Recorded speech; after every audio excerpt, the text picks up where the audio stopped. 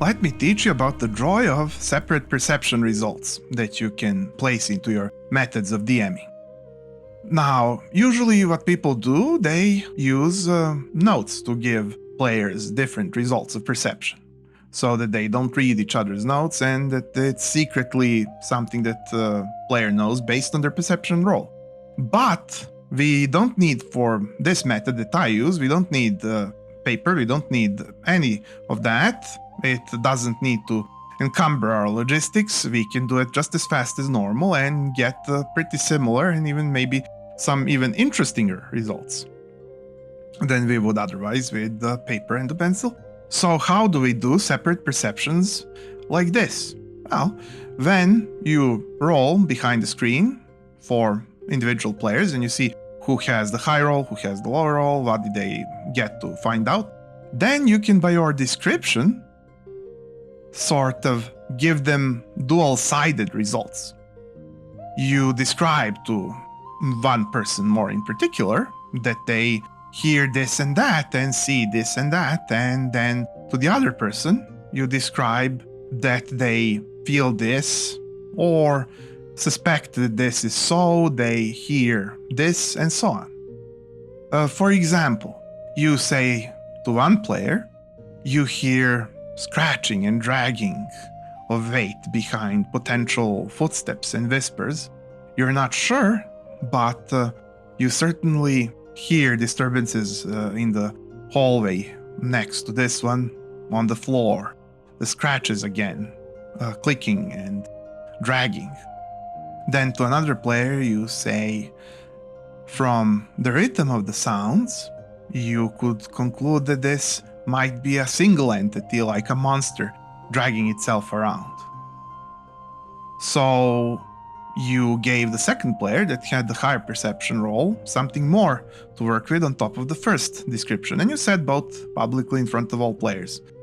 So why is this a separate perception result? Well, each player is more invested, interestingly enough, in their result, so they'll speculate based on their result, not so much on the other person's result, as long as you individually present them well enough, so that you say, you hear, you see, and so on, to each individual, depending on their role.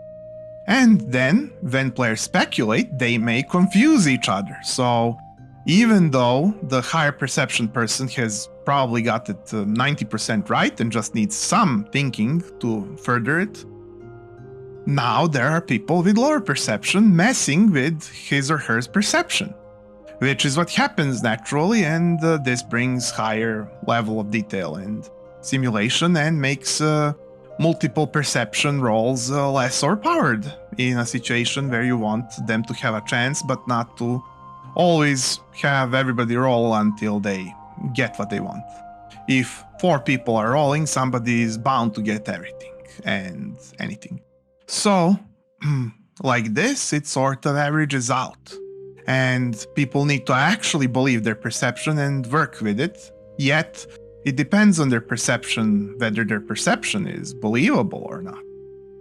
So it turns into a group dynamic, and nobody except you knows who got which description because you rolled behind the screen.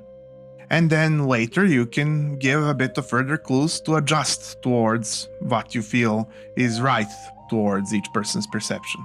Especially since they essentially have perception about each other's impressions, as in perception of how good an impression or perception is from another person, as in how much they trust the other person's perception. So you can give them a bit of insight, if you will, but you don't have to per se separately roll for it. Or you can, depending on the importance of the situation. So things can get as complicated or as simple as you want. And mind you, don't forget to put some content into this, because if you're only pitting them against each other and their dice, it's gonna be boring sooner or later, and they'll sniff out your practices. So what you should do is put this in the mix of other things that are actually happening most of the times and are interesting, so that they are kept unaware that this mechanic exists and that they are playing a 4-sided game.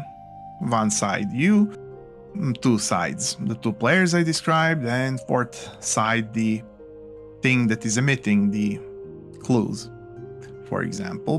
But anyways, adventure, if you liked this, thought this was unique, maybe you can spare me a click and I could see you here next and perhaps even every week. In the meantime, I would love to hear what you think in the comments and to talk to you, because talking together is wonderful. I'm Em, and welcome to the DM table.